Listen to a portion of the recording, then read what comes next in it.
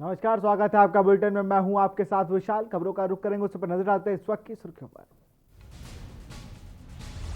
पौड़ी, रुद्रप्रयाग व उत्तरकाशी की 58% घोषणाएं पूरी। मुख्यमंत्री त्रिवेंद्र सिंह रावत ने की समीक्षा। निर्माण कार्यों से तेजी लाने के भी दिए निर्देश। अब केंद्र सरकार की शरण में जाएगी प्रदेश सरकार। 16,000 करोड़ की ऋषिकेश कर्णप्रयाग रेल परियोजना में फंसा मुआवजे का आदेश। उत्तराखंड में चमोली आपदा को लेकर बड़ी खबर। बुकी टनल में पानी का रिसाव से रेस्क्यू बाधित, विशेषज्ञों की ली जा रही है मदद। हरिद्वार में 28 दिन का होगा कुंभ मेला। प्रदेश सरकार ने लिया फैसला। कुंभ मेले में अधिसूचना जल्द होगी जारी।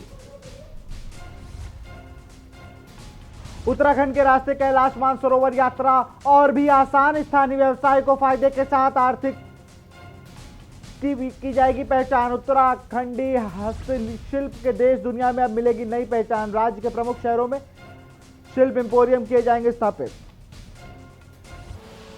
आप देख रहे हैं के न्यूज, खबरों का सारथी। कुंभ मेले में लोगों को बिछड़ जाने की कहानियां बहुत पहले चलती आई हैं। खास तौर पर छोटे बच्चे और बुजुर्गों को आस्था का इस माह सैलाब में विशेष ध्यान रखा जाता है, लेकिन इस बार हरिद्वार में होने जा रहे कुंभ मेले में पुलिस इसको लेकर बेहद संजीदा है। कुंभ मेले में लोगों को अपनों से मिलाने के लिए खोया पाया केंद्र और एआई से जैसे साधनों का इस्तेमाल किया जाएगा, जिसके साथ ही कुंभ मेला पुलिस सुरक्षित महफूज बचपन नाम की एक संस्था के नाम से हाथ मिलाया है। संस्था के कार्यकर्ता मेले में आने वाले लोगों को छोटे बच्चों और बुजुर्गों का पंजीकरण कर उनकी जेब में उनके माता पिता का नाम, पता और फोन नंबर लिखकर एक पर्ची डालेंगे, जिससे किसी भी बच्चे या बुजुर्ग के बिछड़ जाने पर उसके माता पिता की पहचान, उनके से संपर्क किया जा सके। कुंभ मेला आई संजय गुंजाल ने बताया कि महफूज स्थिति बचपन संस्थान इस दिशा में बेहतर काम कर रही है। संस्था से जुड़े लोग बेहतर समन्वय बनाकर बच्चों को माता पिता से बिछड़ने से बचाएंगे। और कुछ क्या कहा है आपको सुना देते हैं। भी खोला है और धीरे धीरे जैसे जैसे मेला का स्वरूप जैसे जैसे बढ़ता जाएगा तो जो खोया पाया सेंटर्स की संख्या भी हम बढ़ाते जाएंगे। और इसमें ट्राइड एंड टेस्टेड जो हमारी पुराने जो ट्रेडिशनल तरीका है उसके साथ साथ हाईली सोफिस्टिकेटेड जो हमारे एआई बेस्ड सिस्टम है उसका भी यूज़ भविष्य में किया जाएगा। यूपी के सहारनपुर से मैंगलोर आ रही बारातियों से भरी बस मैंगलोर के गदरजुदा गांव में अनियंत्रित होकर पोल से टकरा गई और नाले में जा गिरी। इस घटना में आधा दर्जन से अधिक बाराती घायल हो गए। टक्कर इतनी जबरदस्त थी कि बस के शीशे टूट गए और चीख पुकार सुनकर आसपास के लोग पहुंचे और बारातियों को बस से निकालने लगे और घायलों को राहगीरों की मदद से अस्पताल में भर्ती कराया गया। विद्युत पोल से टकराने के बाद भी तार बस पर नहीं गिरने नहीं तो कोई बड़ा हादसा हो सकता था। वहीं हादसे के बाद बस चालक फरार हो गया।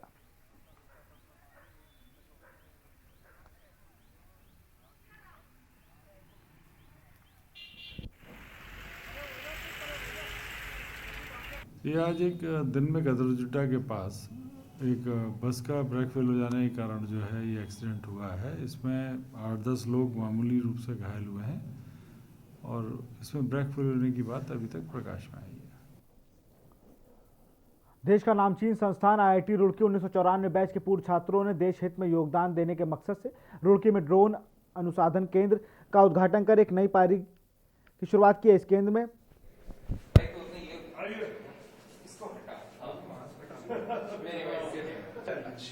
अरे नहीं, मुझे लग रहा है कि वो ड्रोन सेंटर है, असेंबल करके और 3D प्रिंटर में रखे हुए तो कुछ बना रहे हैं। तो मैं चाहूंगा कि हमारे वैली ब्रिज लगा था उसका अपॉइंटमेंट कैसे किया, कहाँ पे अपॉइंटमेंट अच्छा मिलेगा। ड्रोन का प्रयोग कर रही है और आपने जैसा देखा भी होगा हमारी टीम ने वहां पे सक्सेसफुली ऑप्टिकल फाइबर ऋषिगंगा के क्रॉस पहुंचाया। फिर अभी बेली ब्रिज जो बन रही है उसमें भी उसके सर्वे में भी ड्रोन काफी अच्छा इस्तेमाल। और सीधे आपको लखनऊ विधानसभा ले चलते, जहां मुख्यमंत्री योगी आदित्यनाथ क्या कुछ कह रहे हैं, सुन लेते हैं।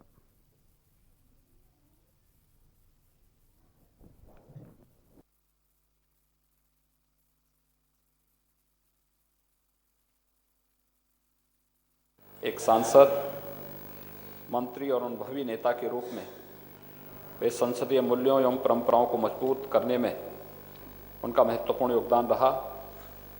राष्ट्र के प्रति श्री प्रणब मुखर्जी की सेवाओं का सम्मान करते हुए उन्हें पद्म विभूषण, सर्वोच्च आदर्श सांसद, सर्वोत्तम प्रशासक सम्मान प्रदान किए गए तथा वर्ष 2019 में देश का सर्वोच्च सम्मान भारत रत्न भी उन्हें प्रदान किया गया। श्री प्रणब मुखर्जी का राजनीतिक जीवन एवं व्यक्तित्व सबके लिए प्रेरणादायी है। उनके निधन से भारतीय राजनीति की पूर्ण क्षति हुई है। मैं उनके प्रति श्रद्धा सुमन अर्पित करते हुए ईश्वर से उनकी आत्मा की शांति की कामना करता हूं और आपसे विनम्र अनुरोध करता हूं कि हम सब की ओर से दुखी परिजनों के प्रति हार्दिक संवेदना उन धर्म परिवारों तक पहुंचाने की कृपा करें। मोतीलाल बोरा जी का भी कर दीजिए सर। अध्यक्ष जी, उत्तर प्रदेश के पूर्व राज्यपाल श्री मोतीलाल बोरा का 21 दिसंबर 2020 को निधन हो गया।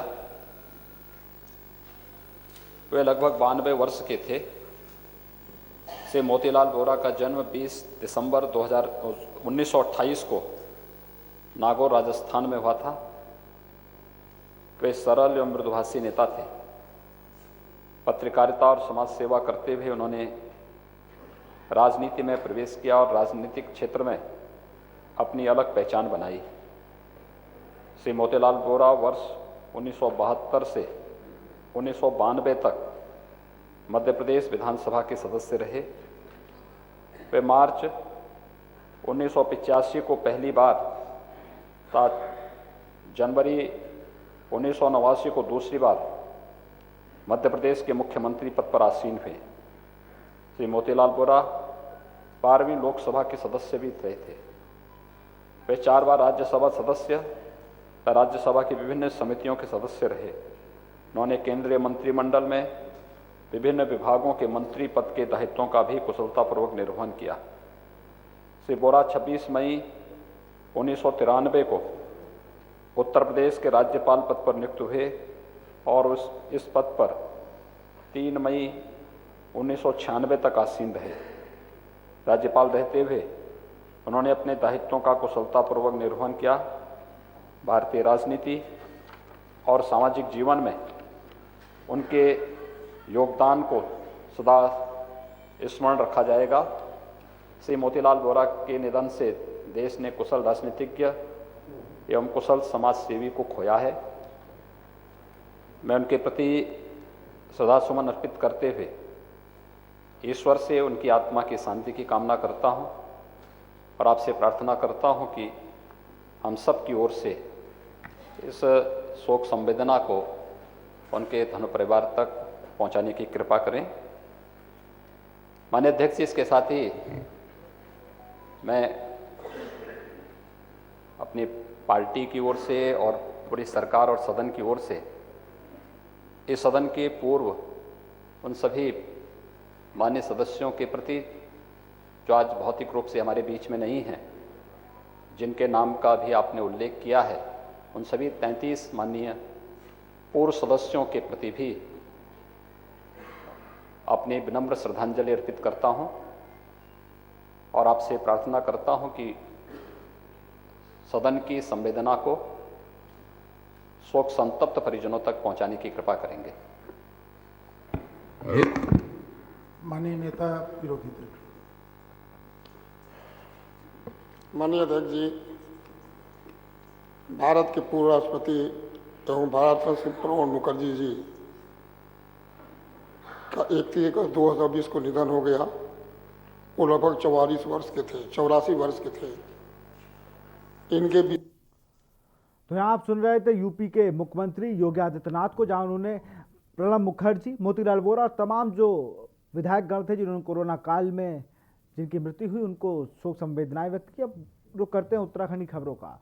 लक्सर कोतवाली क्षेत्र के गांव निवासी फरजाना की शादी 3 माह पहले समीम निवासी मखमली खुर्द के साथ हुई थी। आरोप है कि शादी के बाद से ही बच्चे की इच्छा नहीं बताते उसे कई बार गर्भपात करा दिया और गर्भ निरोधक दवाइयों का प्रयोग करा। अब 8 वर्ष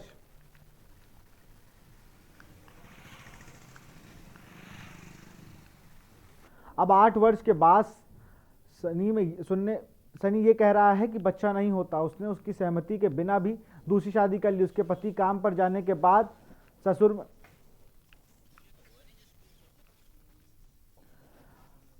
और रात में आपको बाथरूम में बंद करके जब यह बात फरजाना ने अपने पति को बताई तो उसका उल्टा ही उससे मारपीट कर घर से बाहर निकाल दिया। तब से वह अपने पिता के खंडजा कुतुबपुर में या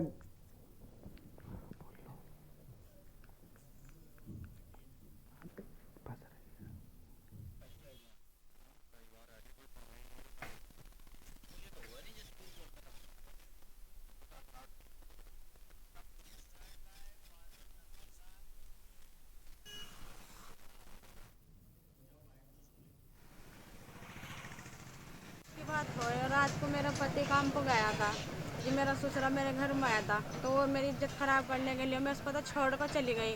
बाथरूम में पूरी रात बंद हुई मैं। 2 नंदे थे मेरी, उन्होंने भी छेद थी। मैंने सुबह को अपने आदमी को बताया था, मैं इस तरह बात हो। उसने मुझे छेद पीट को घर से निकाल दी, धक्के देगा। तो उस दिन से मैं अपने घर पर रह रही, ना कुछ खैर ना खबर, कुछ नहीं हुआ।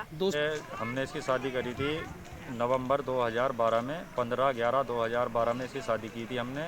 उसके बाद से ही निरंतरण इसको परेशान करते आ रहे हैं और परेशान करने के तहत इसके बच्चा भी हुआ 1-2 बार। उसने दवाई खिलवाई इसको बच्चा ना होने की।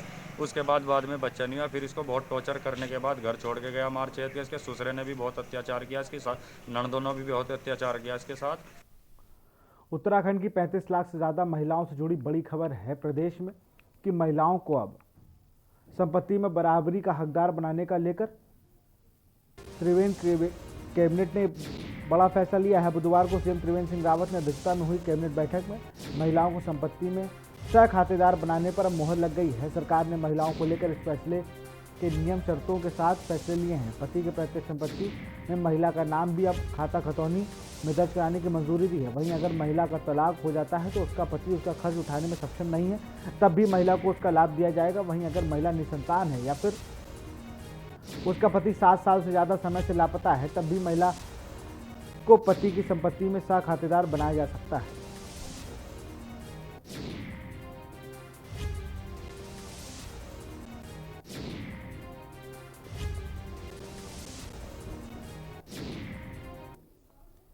लालकुआं वन विभाग की डोली रेंज में जंगलों में वन विभाग के कर्मचारी और अधिकारियों द्वारा नेचर कैंप और प्रकृति से जुड़े तमाम नेचुरल चीज़ें जंगलों के बीचों बीच बनाई गई है, जिसका लुत्फ उठाने स्कूली छात्र छात्राएं पहुंच रही हैं। स्कूली छात्र छात्राओं ने जंगल में नेचर कैंप, नदी नालों, वाटर होल, जल तालाब, plantation, grass land, watch tower, one जीव भ्रमण किया जाने की कैसे जंगलों में जंगली जानवर रहते हैं।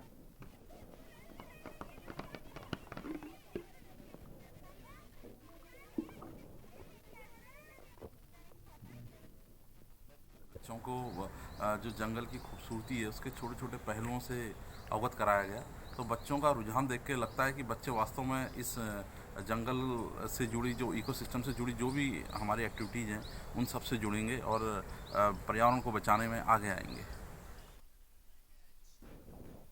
देश की आज़ादी के बाद भी लोगों को आज भी मूलभूत सुविधाएं नहीं मिल पा रही। सड़क, बिजली, पानी जैसी ज़रूरी सुविधाएं पाने के लिए लोग तरस रहे हैं। उधम सिंह नगर में एक इलाका ऐसा भी है जो राजनीति की भेंट चढ़ा हुआ है, जिस इलाके को राजस्व ग्राम सूची में नाम ना होने की वजह से ग्रामीण सरकारी सुविधाओं से वंचित है। देखिए इस रिपोर्ट पर।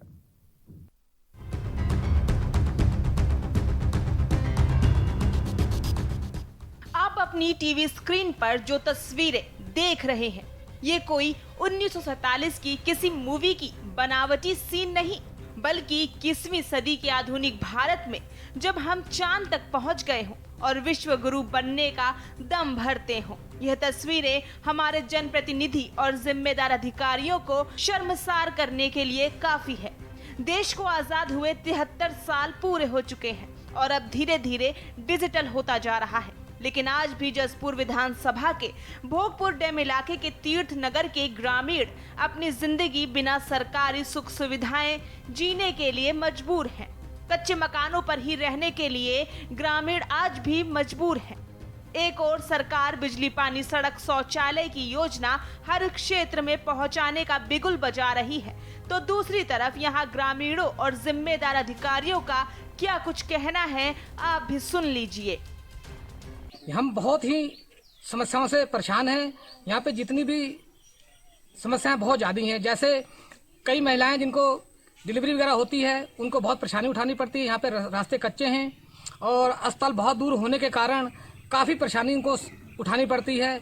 बहुत सारी मांगे रही हमारी सरकार से, अभी तक ये कोई वादे पूरे नहीं हुए हैं और कोई धरातल पे काम दिखता नज़र नहीं आ रहा है। जो विलेज नहीं है उनकी प्रक्रिया नीचे से रिपोर्ट लग के शासन को जाती है और शासन फिर उस पर विचार करता है। तो ऐसे कई गांव जिले में ऐसे होंगे जिनको रेवेन्यू विलेज का दर्जा नहीं मिला होगा, तो ये प्रस्ताव शासन में जाएंगे तो निश्चित उस पर विचार किया जाएगा। इस तरह का एक डैम के अंदर है और डैम के अंदर ये प्रश्न विधानसभा में भी आया है और अभी विधानसभा की कार्रवाई में हमने यही बोला है कि अभी उस पर विचार नहीं किया जा सकता, लेकिन सरकार समय समय पर ऐसे गाँव का संज्ञान लेती है। जिम्मेदारों की माने तो जो गांव इस तरह से रह गए हैं उनकी रिपोर्ट बनाकर शासन को भेजी जाएगी। अब देखना ये होगा कि ये आश्वासन कब तक पूरा होगा। के न्यूज़ इंडिया के लिए जसपुर से अजहर मलिक की रिपोर्ट। यहाँ रुकते एक छोटे से ब्रेक के लिए, जल्द हाजिर होंगे। आप देख रहे हैं के न्यूज़, खबरों का सारथी। उत्तर प्रदेश की धरती आदिकाल से ही आध्यात्म, संस्कृति और शौर्य से संपन्न रही है, तो इसी भूमि के रणबांकुरों ने बाहरी आक्रांताओं से लेकर साम्राज्यवादियों को मुंह की खाने को विवश किया। महान संत बालार्क ऋषि के शिष्य महाराजा सुहेल देव ने अपने शौर्य और पराक्रम के साथ विदेशी आक्रांता सैयद सालार मसूद गाजी का उसकी सेना सहित संहार किया। उत्तर प्रदेश की पुण्य भूमि पर लिखे जाने वाले गौरवशाली इतिहास में महाराजा सुहेल देव के पराक्रम और शौर्य की गाथा दिग दिगंतर तक भारतीय जनमानस को प्रेरित करती रहेगी। बहराइच में महाराजा सुहेल देव की जयंती के उपलक्ष्य में महाराजा सुहेल देव स्मारक एवं चित्तौरा झील की विकास योजना का शिलान्यास माननीय प्रधानमंत्री श्री नरेंद्र मोदी जी द्वारा राज्यपाल श्रीमती आनंदीबेन पटेल एवं मुख्यमंत्री श्री योगी आदित्यनाथ जी की गरिमामयी उपस्थिति में किया गया। आइए प्रधानमंत्री जी के नेतृत्व में एक भारत श्रेष्ठ भारत की भावना के साथ एक मजबूत और आत्मनिर्भर भारत के निर्माण के लक्ष्य से अपने सपनों, आकांक्षाओं और प्रयासों को जोड़ें।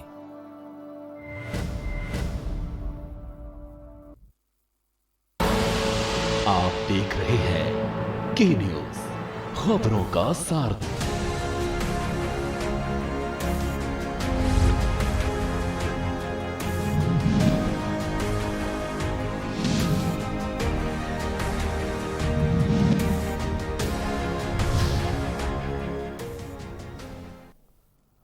ब्रेक के बाद आपका स्वागत है। हिमालय अपने कई अद्भुत चमत्कार को देखते ही होंगे, लेकिन आज हम आपको एक ऐसा चमत्कार बताएंगे जो अपने आप में अद्भुत है। क्या है ये चमत्कार और क्या है इसकी असलियत, चलिए देखते हैं इस रिपोर्ट पे। कोऑर्डिनेट्स नोट कर लेते ना एक बार।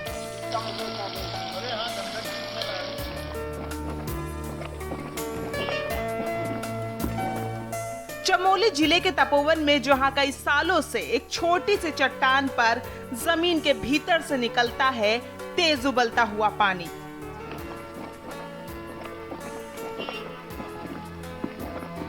जी हां, चौंक गए ना, पानी कोई साधारण पानी नहीं है। इस पानी के कई चमत्कार भी हैं। इस स्थान को हॉट वाटर स्प्रिंग के नाम से भी जाना जाता है। हिमालय में 12 महीने ठंड और बर्फबारी रहती है, उसके बावजूद भी इस छोटी सी चट्टान से कैसे निकलता होगा खौलता हुआ पानी। कई रहस्य संजोए हुए है ये हॉट वाटर स्प्रिंग। हालांकि इस तरीके के कई तपकुंड हिमालय की चोटियों पर है और लोग हॉट वाटर को कड़ाके की ठंड में बेहद ही उपयोग करते हैं। लोग यहाँ आते हैं तो फिर यहीं के हो जाते हैं, ऐसा मानना है, क्योंकि इस उबलते और खौलते हुए पानी के कुंड में आप कुछ ही सेकंड में चावल से लेकर अंडे तक उबाल सकते हैं। और यह भी मानना है कि इस कुंड से निकलती मिट्टी को अगर आप अपनी त्वचा पर लगाएंगे तो कुछ ही मिनट बाद आपको इसका फर्क दिखाई देगा। अभी तक वैज्ञानिक भी इस रहस्यमयी चट्टान का सालों से अध्ययन कर रहे हैं।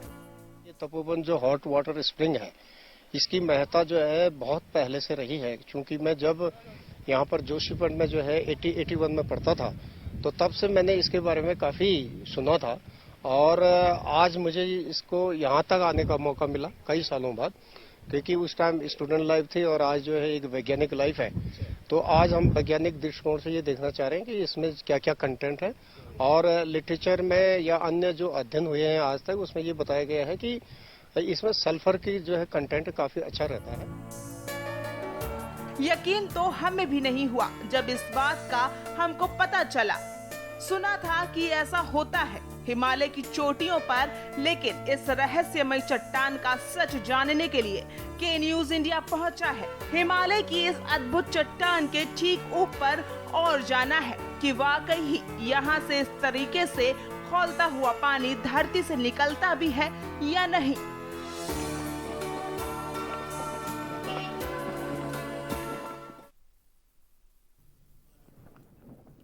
उत्तराखंड सरकार द्वारा पति की संपत्ति में महिलाओं के अधिकार को लेकर लिए गए फैसले का भाजपा महिला मोर्चा द्वारा स्वागत किया गया। भाजपा की महिला मोर्चा प्रदेश अध्यक्ष रितु खंडूरी ने सरकार के इस फैसले की तारीफ करते हुए इसे महिलाओं के हक का फैसला करार किया है। कैबिनेट की बैठक में उत्तराखंड सरकार ने महिलाओं को पति के पैतृक संपत्ति में सह खातेदारी के फैसले पर अपनी मुहर लगा दी है। इस प्रस्ताव के तहत महिलाओं को न सिर्फ भूमि का मालिकाना हक दिया जाएगा, बल्कि उन्हें भूमि का ऋण लेने के बाद साथ ही उसे बेचने का अधिकार भी होगा। हालांकि यह अधिकतर पैतृक संपत्ति पर ही मिलेगा।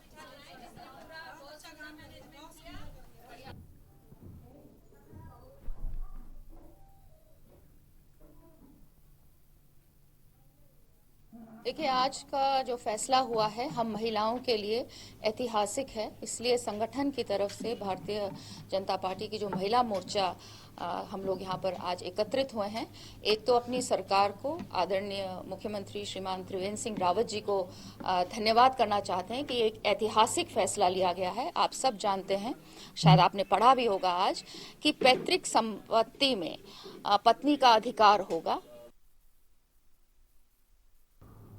देश भर में पेट्रोल, डीजल और रसोई गैस के बढ़ते दामों के विरोध में देहरादून में कांग्रेस ने केंद्र सरकार के खिलाफ जमकर विरोध प्रदर्शन किया। पूर्व कैबिनेट मंत्री दिनेश अग्रवाल के नेतृत्व में सैकड़ों कांग्रेसी कार्यकर्ताओं ने आईएसबीटी चौक में एकत्रित हुए, जहां उन्होंने सरकार का पुतला दहन कर सरकार के खिलाफ जमकर नारेबाजी करी। इस दौरान दिनेश अग्रवाल ने सरकार पर जमकर हमला बोलते हुए कहा कि सत्ता में आने से पहले बहुत ही महंगाई की मार अब की बार सरकार का नारा दिया गया था, लेकिन सत्ता में आते ही बीजेपी सरकार ने इस नारे को भूल गई है। उन्होंने कहा कि अगर जल्द से जल्द महंगाई पर सरकार ने काबू नहीं किया तो कांग्रेस सड़क पर उतरकर आंदोलन करने को मजबूर होगी।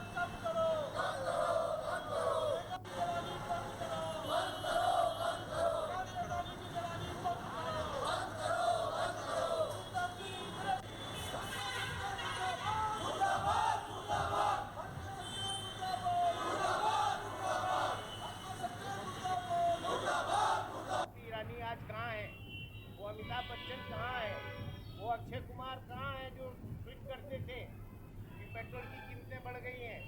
आज पेट्रोल की कीमतें 100 रुपये से ऊपर पहुँच गई। गैस जो है 1000 रुपये पहुँचने वाला है, लेकिन किसी के कानों पे जू नहीं रेंग रही है। आज भारतीय जनता पार्टी सत्ता के नशे में मदहोश होकर लोगों का सारा चैन सुख लूटने पे लग गई है। आज किसान परेशान है, मजदूर परेशान है, आम आदमी परेशान है। खबर लक्सर से है। लक्सर दौरे में पहुंचे कांग्रेस के पूर्व गृह मंत्री राम सिंह सैनी ने चमोली आपदा पर सरकार को घेरते हुए सवाल खड़े किए। उन्होंने सरकार की आधुनिक तकनीक को फेल करार दिया है। साथ ही हरिद्वार में होने वाले कुंभ मेले को लेकर भी कुंभ में बजट को लेकर सरकार पर बंदरबांट करने का आरोप लगाते हुए कुंभ को 1 महीने की अवधि में समाप्त करने के साथ ही हिंदुओं को और संत समाज की भावनाओं को आहत करने का आरोप लगाया। उन्होंने कुंभ में हुए घोटाले पर भी निंदा करते हुए सरकार पर सवाल खड़े किए। सब अपने स्थान पर खड़े हो जाएंगे। वंदन है, प्रणाम है नगर कांग्रेस कमेटी की लक्सर की तरफ से। हमारे आपदा वहाँ आई और सरकार ने कोई वहाँ इंतजाम उनके जो आपदाग्रस्त लोग थे, पानी पीने का इंतजाम नहीं किया, खाने का इंतजाम नहीं किया। वहाँ पर हम लोगों ने, कांग्रेस के लोगों ने कैंप लगा करके खाने का इंतजाम किया, पानी का इंतजाम किया, रहने का इंतजाम किया। खबर रुद्रपुर से है, जहां एनएसयूआई प्रदेश भर में नौकरी दो या डिग्री वापस लो कार्यक्रम चलाया जाएगा। प्रदेश भर में छात्र सरकार के खिलाफ विरोध प्रदर्शन करते हुए कोरियर के माध्यम से प्रधानमंत्री नरेंद्र मोदी को अपनी डिग्री वापस भेजेंगे। छात्रों का कहना है कि जब सरकार नौकरी नहीं दे सकती है तो डिग्री वापस ले ले। इसको लेकर उनके द्वारा कॉलेजों में भी डिग्री वापस करने का आंदोलन किया जाएगा। कांग्रेस के अध्यक्ष और मैं जगदीश शंकर से कुछ मैं कहना चाहूँगा कि दो शब्द।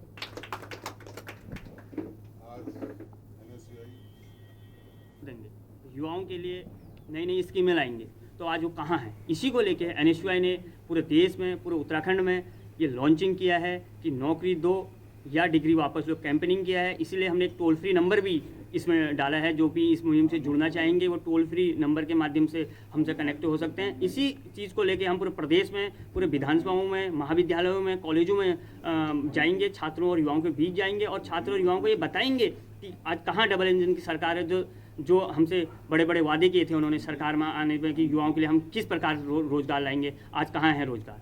आज कहीं ना कहीं लोग बेहताशा महंगाई से जूझ रहे हैं, छात्र फीस से जूझ रहे हैं। कहीं ना कहीं महाविद्यालय में फीस इन्होंने बढ़ाने का काम किया है। जब हम और सीधे आपको लखनऊ ले चलते हैं, जहाँ योगी आदित्यनाथ क्या कुछ कह रहे हैं, सुन लेते हैं। लई है उन स्थितियों में हम एक तरफ पूरे देश को जहां सुरक्षा का एक माहौल आदरणीय प्रधानमंत्री जी के माध्यम से उनके नेतृत्व में प्राप्त हुआ है, वहीं साथ ही साथ अपने उन सभी कोरोना वॉरियर्स को, स्वास्थ्य कर्मियों को भी हम स्मरण करें जिन्होंने देश को बचाने के लिए, प्रदेश को बचाने के लिए अपनी जान की परवाह किए बगैर इस महामारी के खिलाफ देश की लड़ाई को मजबूती से आगे बढ़ाने में अपना योगदान दिया है। मैं इस अवसर पर पूरे सदन की ओर से कोरोना के खिलाफ इस लड़ाई में योगदान देने वाले सभी स्वास्थ्य कर्मियों और कोरोना वॉरियर्स को नमन करता हूं, उनका अभिनंदन करता हूं। और जिन लोगों ने इस पूरी लड़ाई में अपनी जान गंवाई है, उनके प्रति विनम्र श्रद्धांजलि अर्पित करते हुए उनके शोक संतप्त परिजनों के प्रति मैं अपनी ओर से, पार्टी की ओर से और पूरे सदन की ओर से विनम्र श्रद्धांजलि अर्पित करता हूं और आपसे प्रार्थना करता हूं कि उन सभी शोक संतप्त परिजनों के प्रति हमारी संवेदना को पहुंचाने की कृपा करें। महोदय, अभी हाल ही में उत्तराखंड के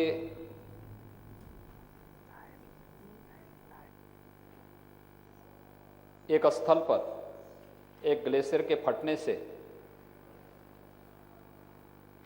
एक भीषण त्रासदी हुई है, जिसमें